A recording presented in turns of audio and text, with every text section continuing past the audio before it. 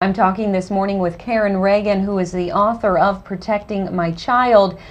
Caren has such a remarkable story of courage and unconditional love, and I mentioned at the beginning of the show that one of the epic battles she went through was that in February of 2002 she ended up on the FBI's most wanted list with Osama bin Laden. Caren, how in the world did you end up on this poster? Afterwards, after that whole thing happened with Judge Vitale, we got that judge off the case for bias, and then I ended up in, one day when my lawyer was out of town, I was called into court on an hour's notice without an attorney, without any witnesses. I didn't even know why, and I was locked in the judge's chambers. And I was told by my ex-husband was there, his paid attorney, the psychologist, the guardian, all what I call the divorce industry people. And they all said that I was a detriment to my child, that I was crazy, that I had all kinds of problems. And they said they didn't know where my child was, that he was kidnapped. And I kept saying, "Judge, can I speak?" And the judge wouldn't let me speak. He said, "Your lawyer's not here, you can't talk." And so I had all these accusations thrown against me. I was locked in a courtroom, wasn't charged with anything. I was handed the phone by the judge. He said, "Call your daughter, tell her to get your son ready. His father's coming to pick him up." And he wouldn't let me even say goodbye to my son. My poor daughter, who was 8 years older, was crying. My son was screaming and crying. It was a whole scene. It was supposed to only be temporary for like the summer, and he was supposed to come back to me the beginning of school. They wouldn't let him come back. He was begging to come back, writing emails. My lawyer kept trying, and one day my lawyer called me into the office and she said, "They're planning to do something against you." They had already planned that whole emergency thing to take my child. She said, "Because you're fighting, they're planning on something else." And with that, I got up the next morning, which was a court date. I went to my son's school. I said, "Let's go." And he got in the car, off we went. And on my birthday, which was in February, as I said, my ex likes to leave me presents. Somebody let me know, because I had gone underground. I had people help me that go underground with my son. Things had happened to him as well. And things started to escalate and get really bad for both of us, dangerously so. And the next thing, somebody told me I was on the FBI list, and of course I was in hiding, and I pulled up the page, and there I was. Now, I have gone in and I've gotten my information for the Freedom of Information Act from the FBI, and interestingly enough, there's no pictures of me. Many pages have been redacted of photos, so hard to imagine that the FBI had this big folder of me with no pictures. And the poster disappeared. And I, of course, didn't want to print it because I didn't want anybody to know who I was at the time. We've assimilated a poster of all the people who were on it that month, but my ex was able to pay.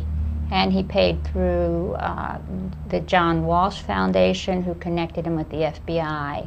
And they were able to bump somebody off the list for a week to put me in the middle of all these terrorists, really. They were all terrorists. I was probably the only American on the list, and certainly the only female. Right. Caren, that story is so incredible. And you were just protecting your child, too. You were taking your child out of harm's way. Yes. Caren, unfortunately, your story has happened to other women. The courthouse corruption. You're not alone. No.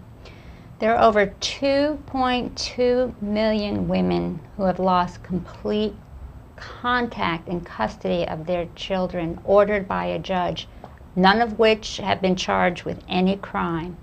And yet there are no cases as of this date of a father being ordered by a judge not to have any contact with his child. Some moms might be vengeful, not let the ex-husband see the children, but there are no documented cases of a judge ordering a father no contact. And yet there are 2.2 million women good mothers, stay-at-home moms, working moms, involved moms who've lost complete access to their children. And forget about us as the mothers. The mourning that these children go through, and I have to tell you, when I do reunite with my son after he was taken from me for 6 years, and when I said to my son, most people like to say how they feel younger, and I said to my son, you know, I feel like I'm 100 years old after everything I've gone through. And he said, you know, Mom, I do too. That's how traumatized my son was. So this is a situation that truly affects children. The courts do not care at all about the children. Money is the name of the day of the game. Now, Caren, that is part of the reason why you released the book, Protecting My Child. You want people to be aware of what's going on and of what happened to you. Yes. Yes, my story, unfortunately, is not just, there's so many of us, and yet you never hear about this in the media. Nobody takes this up as their cause. We've tried to contact many senators. People wrote letters to Governor Bush, important people, on my behalf during the time it was going on. And everybody keeps pushing it off to another department. They push it off to DCF if there's abuse involved, and DCF only will, out of all their cases, 75% of their cases, like in our case, are insubstantiated, meaning they're afraid to find yes or no that abuse happened because they're afraid of being sued. So there's really nobody out there to protect children. Mothers must know that if you're going into court, you know, seeking justice and fairness, and if you think the judges or anybody involved in the court system care about children, nobody cares about children, your own children, like you do. So you must know what you're walking into, and I advise everybody to stay as far away from the court system as they can, if they can help it. If that's at all possible. Yes. Caren, if people want more information on your story, they can of course pick up a copy of your book, Protecting My Child. They can also check out Caren's website, protectingmychild.org. Caren, you have information on how people can help take steps to make this stop.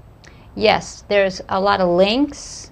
My book itself tells you a lot of terms, legal terms and layman terms, so you understand what to listen for, what you should expect from your lawyer, how the case should be going, and so that you can sort of make the steps in between to change it in your direction. Because there are some clues early on.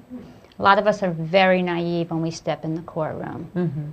And so the book helps you with that, and the links that are attached to my website can help a lot of women tremendously. And men. We have helped men in the group as well. Great. Caren, what you're doing is wonderful, and I thank you again for being on the show and sharing your story with us. Thank you for allowing me to do that. I'm going to take a quick break, but I'll be right back after these messages. Stay with me.